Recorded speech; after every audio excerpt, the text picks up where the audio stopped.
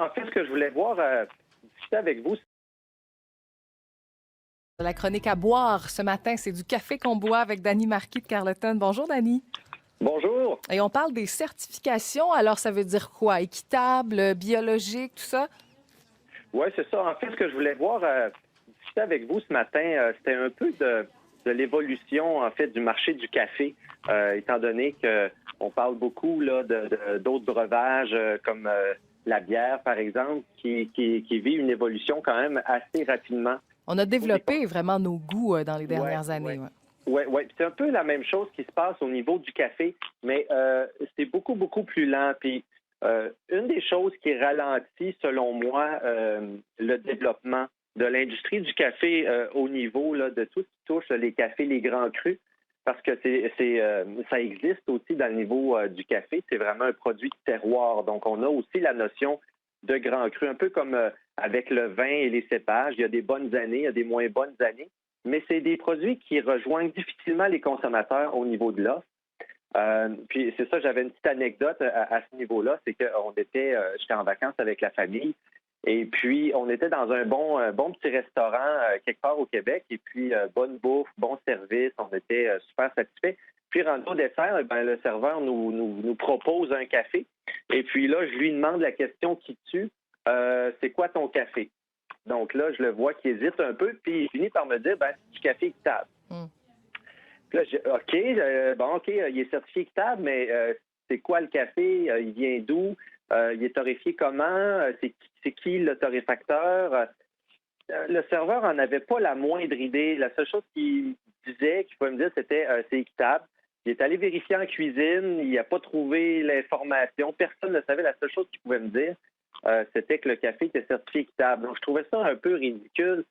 Parce que si on appliquait un peu la même situation au vin, par exemple, où si le serveur m'avait dit, ça, c'est un vin rouge. OK, Ouais. oui, mais. Mais encore. C'est ça, oui, mais un peu plus, là. J'en Mhm. veux un peu plus. Donc, on n'accepterait pas ce type de comportement-là dans le vin ou même dans la bière. Il dit, OK, j'ai une bière blonde.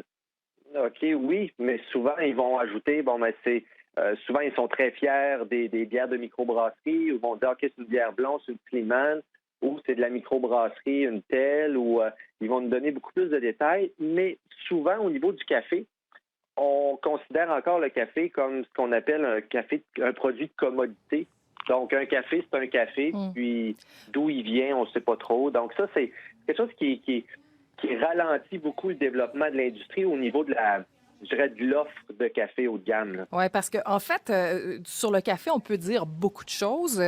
Seulement au sujet des arômes, il y en a de toutes les sortes et on peut décrire le café un peu comme on décrit le vin, par exemple. Oui, oui, oui, c'est ça, exactement. Puis, euh, comme par exemple, là, on est en plein dans la réception de la récolte 2016 des cafés d'Éthiopie. Et puis, par exemple, un café éthiopien classique là, qu'on vient de recevoir ici, par exemple, on pourrait le décrire comme un Sidama groupe A de la région de Guji, un grade 1. C'est un café qui est lavé, qui est séché au soleil, qui vous donnera des arômes de melon d'eau, de citron confit, de chocolat au lait. Ah, on peut avoir tout ça dans un café. Ouais, ouais. En fait, il a été identifié au-delà de 850 arômes volatiles dans les cafés. Donc, c'est très, très riche. C'est l'équivalent du vin en termes d'expérience de consommation. Ah oui, puis on peut Donc, développer vraiment son goût pour retracer là, toutes ces saveurs-là. oui, c'est ça exactement. On parle d'acidité, on parle de corps, on parle de longueur, on va parler de texture. Donc, c'est un breuvage qui est extrêmement riche, mais qui tarde à rejoindre les consommateurs au niveau de la dégustation. Donc, c'était un peu là ce parallèle-là que je voulais faire. C'est sûr et certain que, étant donné que le consommateur a une préparation à faire à la maison, il y a un obstacle, je dirais, entre la consommation idéale euh, et ce que le torréfacteur ou le produit du producteur là, qui fait la chaîne.